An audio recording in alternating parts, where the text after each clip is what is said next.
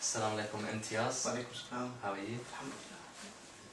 Alhamdulillah. Just like to have a short interview with you with regards to Azadari for Imam Hussain alayhi salam. So let's get cracking.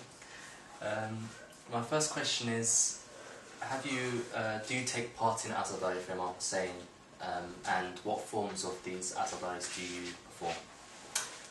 Yes, I mean, come to all the wafats and the nights of Muharram, we take part in majalises, crying, and we do matam, and that's our sort of traditional way of commemorating the sacrifices of Imam Hussain alayhi salam. Okay. Have you ever done anything more than just the crying or the beating the chest? Like for instance tatbir or zanjir or walking on coal? I haven't, no, not so far. Last year we had an opportunity, but Shaitan managed to deceive me and I became lazy and I pulled up so many excuses which I regretted later on. But inshallah, if the opportunity presents itself this year, I would very much like to do it.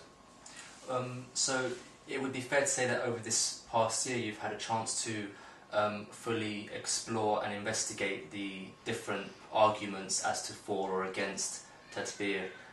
Could you enlighten us with some of these investigations you've done? Yeah, I mean, on one level you can sort of intellectualize that is there a need to sort of really walk on coal, hit yourself to the point that you start bleeding, when you can do other sort of acts of goodness in the name of Imam Islam. But what I found in myself is that your level of grief starts growing, and especially during those nights you start thinking what Imam Islam and the Ahlul Bayt actually gave to us, that we still remain in this path, and reminder for the hereafter, but also that our living Imam, who is crying blood, makes the grief heavier, and makes me want to sort of take the grief or show my sort of gratitude to the next level. Of course, yeah. So would it be fair to say that this year you would be taking part in these actions? I think it will be fair to say, and inshallah I look forward to it, and hopefully I'll get the opportunity.